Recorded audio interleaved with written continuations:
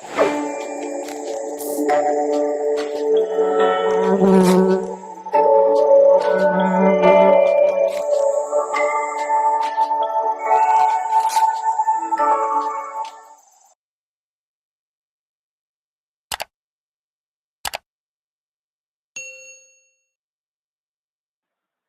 before we get started, we'd love to share our rap song introduction video, and we hope you enjoy.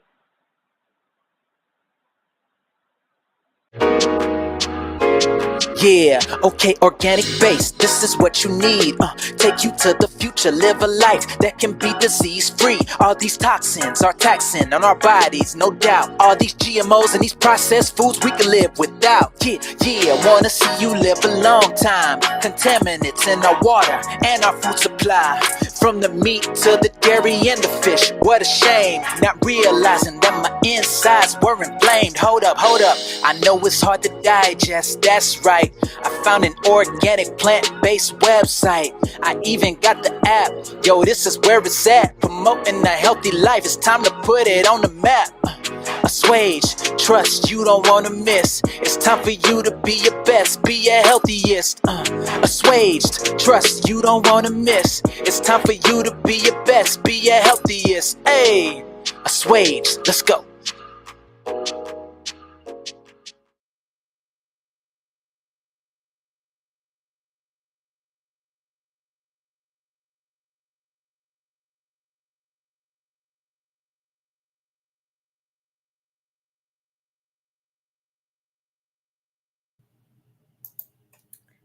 Well, welcome everybody to another live recording with Assuaged Foundation. And today we are going to be talking about physical activity. An active population leads to a healthier nation. And I think we're all very excited for today's presentation because it's one of everybody's favorite topics on this call today. So we want to thank all of our student speakers for today.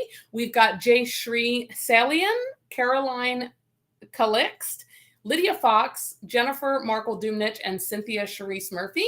And I apologize in advance if I've mispronounced any names. And the slide contributors for this week are Tolulope, Adebile, Jayashree, Salian, Shiloh, Touby, Aysha, Rahman, Colleen, Garcia, Mar, Soleil, Zamora, and Caroline Calixte. We want to be sure and thank Restream for supporting our student team. Restream's powerful multi-platform streaming capabilities have broadened our reach, connecting us with diverse communities across various social media platforms. Our message of public health and wellness now reaches those who need it most. Our agenda for today is going to cover 4 different areas. We're going to begin talking about physical activity and defining that, and then looking at the benefits of physical activity in various populations. We'll do an overview of barriers, types of injury and prevention, and an activity pyramid. We'll look at guidelines and tips of types of physical activity, as well as strategies of increasing your physical activity. And then we'll take time to have a few discussion questions with all of our students that are live with us today. Let's start by looking at what is physical activity. According to the World Health Organization, physical activity is all bodily movement to and from places produced by skeletal muscles that requires energy expenditure. It includes cycling, sports, play, walking, and active recreation. It can be done by everybody with little to no skill, and it can be light, moderate, or vigorous. When looking at physical activity, there are various benefits for very specific populations of our society. First, we'll look at during pregnancy. So it increases strength and boosts energy levels. It increases or maintains cardiovascular fitness. It promotes a healthier pregnancy. It can prevent weight gain, and it can reduce symptoms of postpartum depression. For older adults, it improves balance and strength for their daily activities, and it has a 46% lower death risk. For individuals with chronic conditions, for musculoskeletal pain, it can help reduce weight and pressure on joints, which then equates to less pain, and it can improve endurance and strength. For those with osteoporosis, it can help to increase bone mass. And then for people with physical disabilities, it can improve quality of life reduce risk of developing new medical conditions, and reduce risk of worsening a disability. For those with cardiovascular diseases, it can strengthen the heart muscle, it can lower blood pressure and cholesterol, and control body weight. And for those with type 2 diabetes, it can protect against heart disease, reducing heart disease-related deaths, reduce body weight and blood glucose, and reduce complications from poorly controlled diabetes. Okay, so for the benefits of physical activity for adults and older age groups, it can improve quality of life, reduce risk of depression, reduce risk of cardiovascular disease, which includes heart disease and stroke, lower risk of diabetes and hypertension, lower risk of cancer, reduce risk of weight gain, improve physical function, lower risk of falls, improve bone health, reduce anxiety, and improve sleep.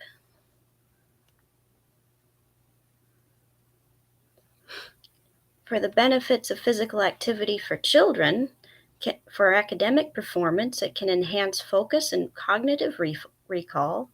For brain health, it can reduce risk of depression. For muscular fitness, it can develop robust muscles and enhance stamina. For heart and lung health, it can improve blood pressure and aerobic fitness. For cardiometabolic health, it can help maintain normal blood sugar levels. For long-term health, it can reduce risk of several chronic diseases, including type 2 diabetes and obesity. For bone strength, it can strengthen bones just like it does in adults. And it can help maintain a healthy weight by helping regulate body weight and reduce body fat. Physical activity for each population. In the 3 to 5 year age range, active play daily is good, and any enjoyable physical activity. In the 6 to 17-year-old age range, 60 minutes to moderate to vigorous intensity, enjoyable daily physical activities are good, which can include vigorous activity like running or soccer, muscle strengthening activities like climbing or push-ups. For bone health, gymnastics or rope jumping is good.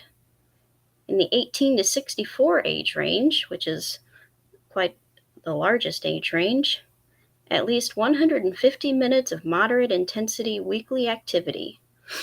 At least 2 days of muscle strengthening each week is good. In the 65 plus year age range, at least 150 minutes moderate intensity activity weekly is good, including at least 2 days muscle strengthening activity weekly. This, and also including activities to improve balance, is good, which can include things like Tai Chi. For others, adults with disabilities and chronic conditions, is recommended at least 150 minutes moderate intensity aerobic physical activities weekly, and 2 days per muscle strengthening activities. For pregnant and postpartum women, it's about the same, except with the exception of the muscle strengthening activities, which means at least 150 minutes moderate intensity aerobic physical activities weekly, which can include things like brisk walking. An overview of the benefits of physical activity for overall health and mental health. For short-term benefits, it can improve quality of life, reduce anxiety, reduce blood pressure, improve insulin sensitivity, which is good for diabetes, and improve sleep outcomes. For long-term benefits, for youth, it can improve cognition. For adults, prevent 8 types of cancer, reduce risk of dementia, and Alzheimer's disease. For older adults, it lowers risk of injuries. For pregnant women, it reduces risk of postpartum depression. For all age groups, it reduces risk of excessive weight gain. For disease management, it can reduce osteoarthritis pain, reduce hypertension, diabetes disease prevention. It can reduce symptoms of anxiety and depression. Can improve cognition for degenerative disease like Parkinson's, dementia, ADHD, and multiple sclerosis. Plus, it can be a very good stim if you have autism. in the diet for physical activity. To start with nutrient-packed foods, avoid simple carbs like sweets and processed foods and instead focus on complex carbohydrates like whole grains and beans. For fruits and vegetables, nuts and seeds, foods rich in fiber, minerals, antioxidants, vitamins, unsaturated, and essential healthy fats are very good. Calcium-rich foods. For healthier bones, consider fat-free or low-fat sugar-free yogurts or tofu. Spinach is also very good as a calcium source. For protein-rich foods, for building and repairing muscle from lean, low-fat cuts of meat, seafoods, soy products, tofu. For fluids, which are crucial to stay hydrated, drink water and be careful to avoid sugary drinks.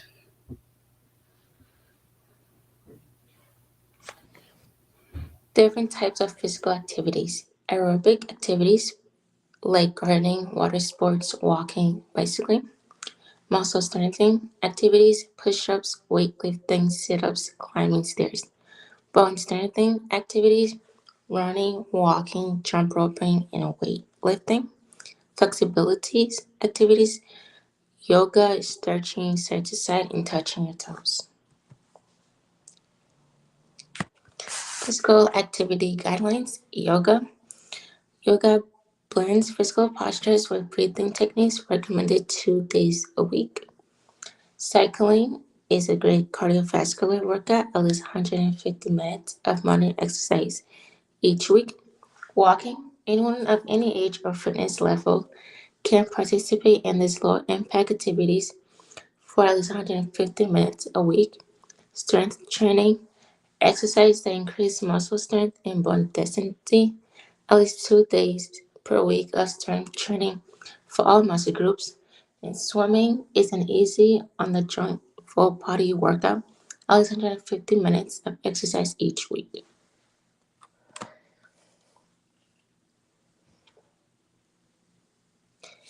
Overcome barriers associated with physical activity. Time, identify 5 days to work out for 30 minutes. Get physical daily. Choose something that fits your availability. Fear/support. Talk to family and friends about your goals. Plan social activities. Warm up before getting active. Learn to exercise safely and appropriately. Skill level. Select activities that don't require a skill you're not familiar with. Take classes to develop skills. Energy level/motivation. Schedule physical activities daily. Join a group. Plan ahead and invite a friend. Accessibility. Choose activities that don't require a faculty or equipment. Look for convenient resources and inexpensive. Types of injury and symptoms. Common injuries are shoulders, rotator cuffs, impingement, ankles, sprain, Achilles tendons, and Achilles tears, knee, runner's leg, dislocation, torn ligament, torn meniscus, torn tendon, and legs are pulled hamstrings. Some symptoms are sudden severe pain, swelling, bruising, impaired movement, and stability. Healthy tips for injury prevention. Alternate types of exercise in your routine. Develop a fitness plan that includes flexibility, stretching prior to a workout, cool down properly after workout, use the proper and or recommended equipment, perform proper techniques and body mechanics, avoid exercise when you're tired or fatigued.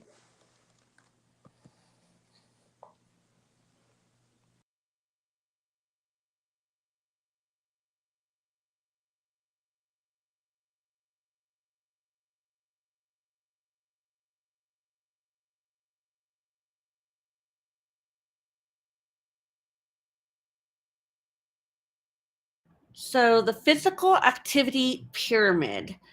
Try to increase your physical activity each week. Level 1, inactivity, sitting. Level 2, active sports and recreation. That includes yoga and stretching. Level 3, aerobics. That includes swimming, jogging, biking. Level 4, lifestyle physical activity. That includes walking, playing sports, work around the house, and drink plenty of water. Strategies of increasing physical activity. Access to places. Community organizations, parks, and recreation centers offer opportunities for individuals to engage in physical activity in safe and well maintained spaces. These spaces, including walking trails, indoor facilities, parks, and playgrounds, are situated away from high traffic areas. Social support, such as buddy systems and activity groups, can facilitate and promote physical activity for people of all ages and abilities, enabling them to start, sustain, or enhance their level of physical activity by engaging in activities together.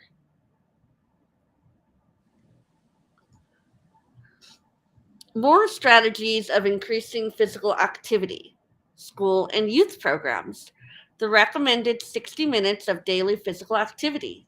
These programs may involve activities like sports clubs, intramural programs, interscholastic sports, and opportunities to engage in team and individual sports. Prompts physical activity. Prompts may include signs for physical activities and directions in various environments, such as transit stations, workplaces, universities, malls, airports, and walkable communities. For instance, motivational signs such as taking the stairs instead of the elevators or escalators. Risks of physical inactivity, developing high blood pressure, increased feelings of anxiety and depression, increase the risk of certain cancers. Inactivity tends to increase with age, develop coronary heart disease, poor mental health. Here's a simple plan for weekly exercise and physical activity. Strive to engage in moderate intensity endurance exercise on a regular basis, either daily or weekly. Upper body strength exercise on Monday, Wednesday, and Friday. Lower body strength exercises on Tuesday, Thursday, and Saturday. Engage in strength exercises that target muscle groups every other day. Lastly, incorporate balance and flexibility exercises as well.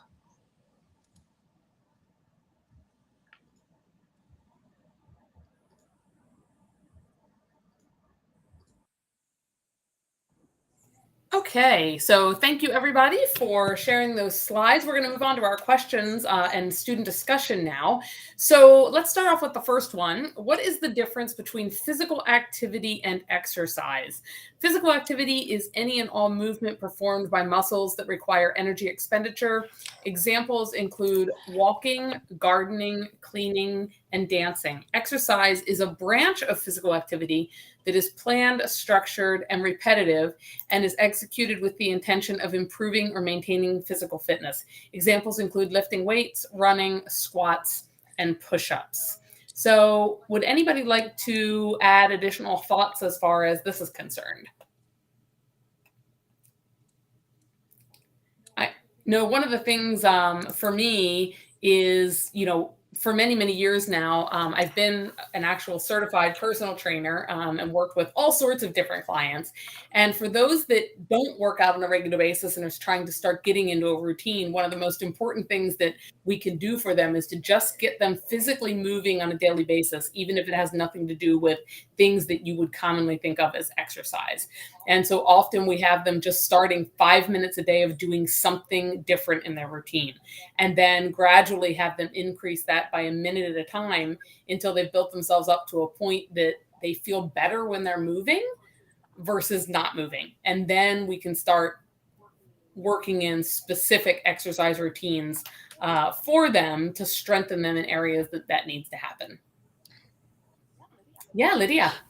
I was just thinking to jump off of what you were saying. One strategy that I use that tends to work out really well is, say, if I'm sedentary and all that, doing something that's physical activity can oftentimes help to preclude exercise, like, say, doing some vacuuming or doing some dishes or something like that. I think that's really helpful, and it, like, oftentimes, for me at least, can get rid of that tired sensation that kind of makes me not want to exercise. So then I can just hop on the treadmill for like 10 minutes or more afterwards and like get a good run in or something, and that can really increase endurance and stuff for more exercise. I love that. Matter of fact, I was just thinking that today, as a matter of fact, because it was super, super hot here where I live today. And I was going to go outside and exercise. And I was like, it's just so hot out there. I think I'm going to pass. And then I was like, oh, but I could clean parts of the house. And then that would get me at least moving. And then after I did that, then it was like, oh, now I'll go downstairs and lift weights, right? But somehow just to shift the energy and do something so that then you wanted to go back out and do more. Anybody else? I think I agree with what Lydia just mentioned. I mean, it's very important for anyone who wants to start with a new kind of physical activity to understand the difference between physical activity and exercise itself.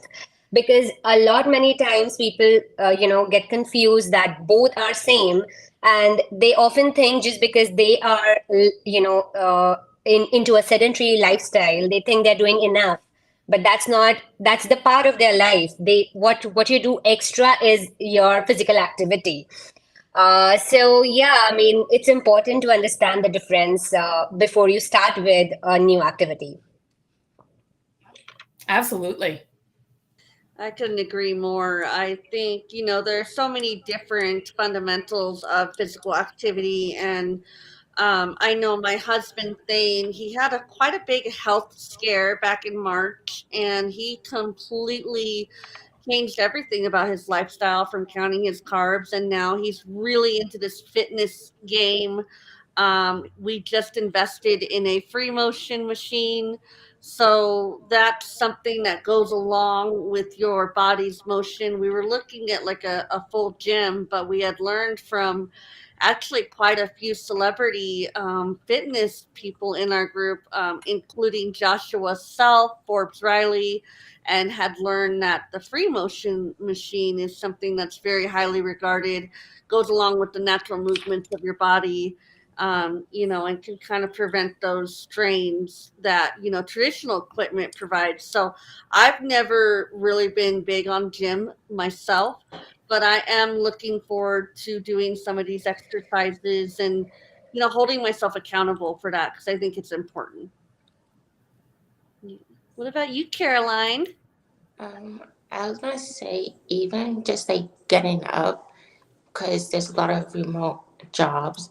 So just even getting up to walk around after sitting for so long also benefit as doing a physical activity for the day.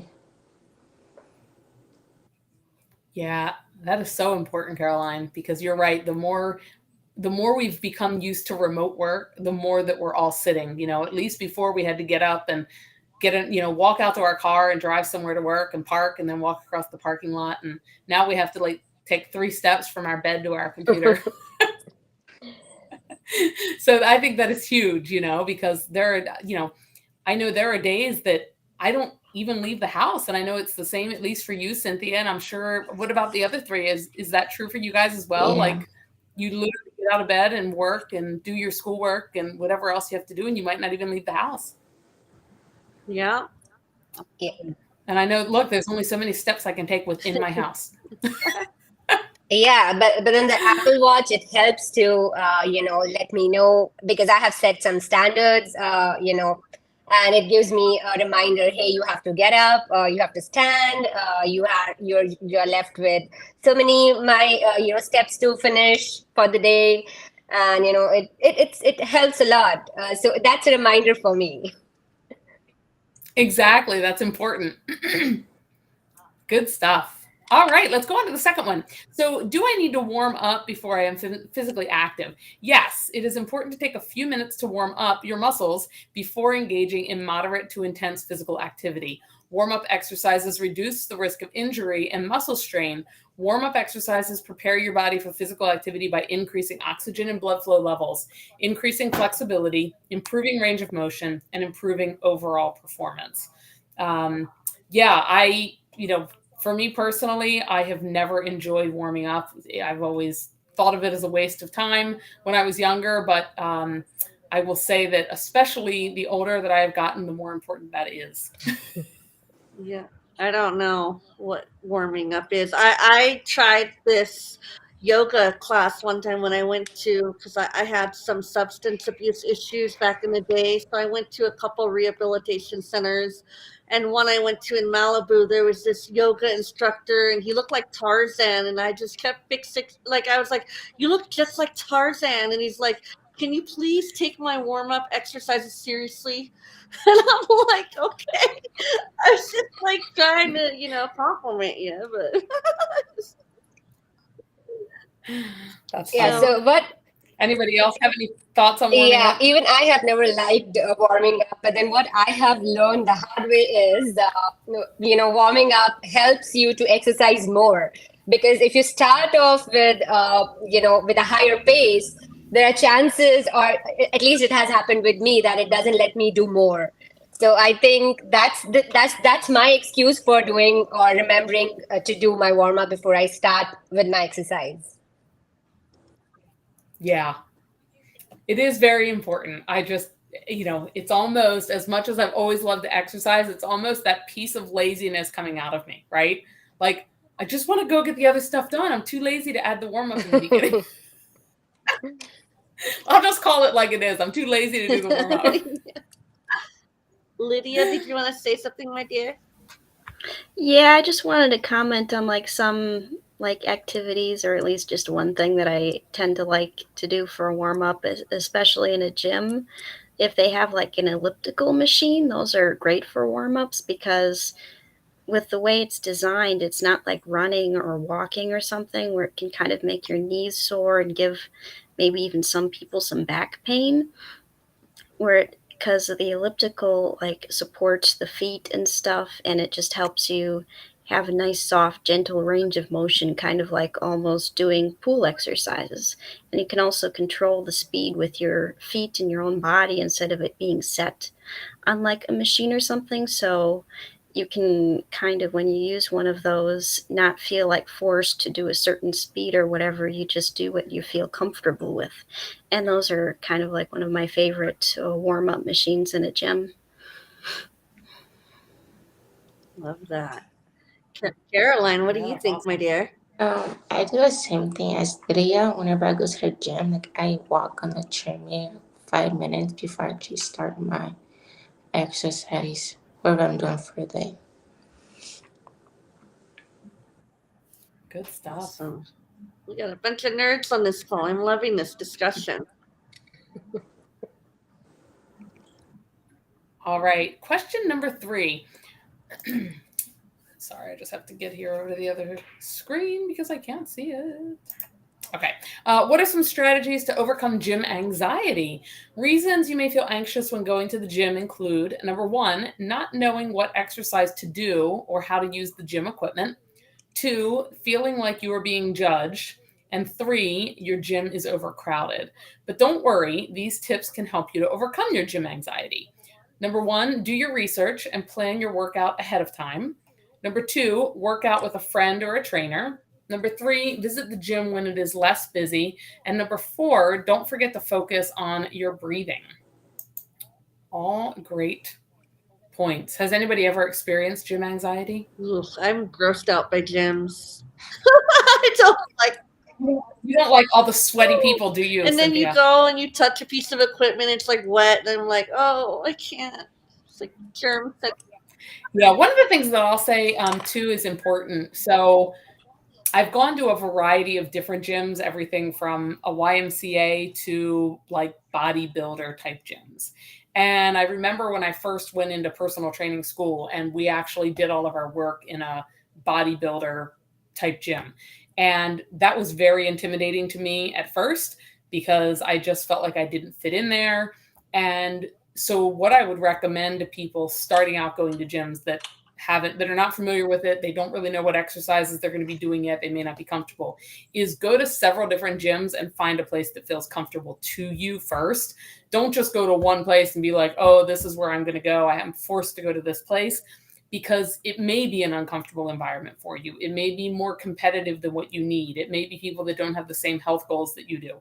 And so the more you can go to a place that has people like you that have the same fitness goals, the more comfortable it's going to be. And there is such a wide variety of gyms out there nowadays. I don't go to any one particular type, because unless you live in a very small town where there's only one choice, in most places there's a variety. I mean, we live in what I would consider a fairly small town, and we have many, many different choices. Anything from a YMCA to a Planet Fitness to, some more private type gyms that are a little bit more expensive, that are more for the bodybuilders and the more sophisticated athlete types. Some people enjoy that, some people don't. I know, like, my 20-year-old son, he seeks that out. That's the only workout in.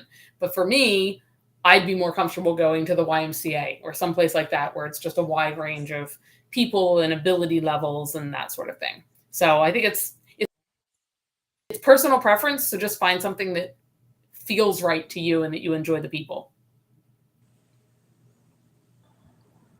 What do you think, Jayashree? I don't feel that this is only specific to gym. It could be with anything else, which is, has physical activity in it. Because recently I had the same anxiety about, visiting this place called Hotworks, which is a thing here in Texas. I'm not sure if Hotworks is there in the other states. So I heard from a friend that it is good, but then I was not sure if it is right for me. But then the best part is they give free trials, and just like that, lot many gyms around, they give the free trial. And I think if you are really serious about doing this, one should sign up and just go for the free trial to explore and see if it fits you, or if you're comfortable to sign up for it. Excellent. Thank you. Lydia. Yeah. And then I'm curious, Jayashree, what type of program do they do there? Is it like a coordinated fitness program where everybody's taking one specific class, or where they give you a couple different types of exercises and everybody all goes and does it at once? Is that? It's like Hotworks. It's based on sauna. So they give you a cubicle and they run the exercises on a projector, and you just need to follow it. Oh. So it's a very different concept, and I was so anxious about it because I was not sure how my body would take the sauna, because I had not experienced anything like that before. Yeah. Interesting. Okay. Sounds kind of like hot yoga, but it's hot exercise. Mm-hmm. Yeah. They have Zumba, they have Pilates, they have cycling. Yeah. Wow. That's fascinating. We do not have sharing. I had not heard of that. Thank you. Lydia or Caroline, do you guys have any thoughts regarding the anxiety piece? Well, for me, I've only ever been to the local YMCA in town, and I don't think I've ever really experienced anxiety there. Although I do have social anxiety and regular anxiety that I tend to struggle with. But I think one of the reasons why I haven't really had it at the gym at all is because I'm a person that's very focused on the task I'm doing. I'm not really paying attention to people or thinking through worries or anything like that. I'm thinking about the routine. I'm doing counting in my head and focusing on that. Or sometimes if I'm practicing another language, I'll count in the other language for added mental stimulation. And if I'm looking at places in the gym and stuff, I'm looking at what equipment is open. I'm like looking to see if anybody's using something that I plan to use and wondering how I'll restructure my routine around it. So and also with like if I'm running on a treadmill or on the track, I tend to be very meditative with it and just like focus on the running and not wear like headphones or anything so that I can kind of know what's going on around me. But so I know if somebody's like maybe wanting to use something or whatever. So I guess that high focus element, if you think about like doing that before you go to the gym and kind of like visualize yourself focusing and what you're going to be focusing on instead of thinking about how like others may see you or like et cetera, et cetera. I think that might really help, at least in my experience. I love that. I And yeah, that's a great metaphor for life in general, right? Is to stay focused within yourself and stop worrying so much about what everybody else is thinking. think going to the gym when it's less crowded helps a lot because you get to see which equipment that you can use, especially if you're going to a new gym. And also, personally, when I go to a gym, I put headphones on and just listen to music and just focus on what exercise I'm going to be doing. Nice. Great ideas, everybody. Yeah, I love it. Great. All right. Question number 4. This is our last question. Why am I sore after being physically active? Your muscles become sore when they perform strenuous movements they are not used to. Such movements can cause micro tears in your muscle and is normally felt for up to 3 days after the activity. Being sore is a good sign, though, because it means you are becoming stronger. When your muscles start to repair, the fiber grows back thicker and stronger. As you continue to engage in the activity, you will notice your muscles will not feel as sore. I bet all of you on the call have dealt with this one before. Yeah. That's what I was thinking of. What I personally don't like about activity that kind of turns me off is the soreness. And I think I just get into those lack of accountability issues where if I'm sore, I need like a week to recover. And then, truthfully, I fall out of that routine or, disciplining myself. So, we all have those changes to make. And that's one I'm looking forward to be more accountable with implementing fitness in my life and not being so honed in and married to the computer, if you will. Yeah, I think there's a lot of different theories about soreness as well. So one of the things is that for people that lift a lot of weights, do a lot of weightlifting, there's strategies that people will use behind having rotating days that they're working out certain muscle groups. This allows them to allow recovery in whatever area they worked today, right? So then they'll have a day or two for those areas to recover. And then the other days they'll work other areas. So you're not constantly working the same areas that are sore. It's also not necessarily a bad thing to work sore muscles. There is a point that, yes, you could do damage. Yes, you could tear a muscle, but that soreness is going to feel different than regular muscle soreness because you're building something and growing it stronger. So there's no hard and fast rule that says, oh, if I went for a 5-mile run today and I wake up 2 days from now and my muscles are sore, that I shouldn't run. As long as it's just muscle soreness and it's not that you feel like there's an injury, it's certainly okay to continue to work those muscles. But depending on how hard you're working out and how sore you are, I mean, look, there are days that, you go to the gym and you do so many squats that the next morning you can barely squat to sit on the toilet. You can barely, you can barely walk down the stairs. And it's like, probably not going to be doing any more squats today. So maybe I'll work arms and back or, something like that. So, again, I think one of the most important things is always using your brain, feeling into your body, because so many times people just do something because it says on their schedule what they're supposed to do today. But if you wake up and you were going to run today and you're like, my body's just not feeling it today, I think I'll do yoga instead, or I'll weightlift instead, or maybe I'm just going to take a hike, whatever it is. But listening into your body, I think, is the most important piece of advice we can give anybody that's exercising. to listen to their body closely.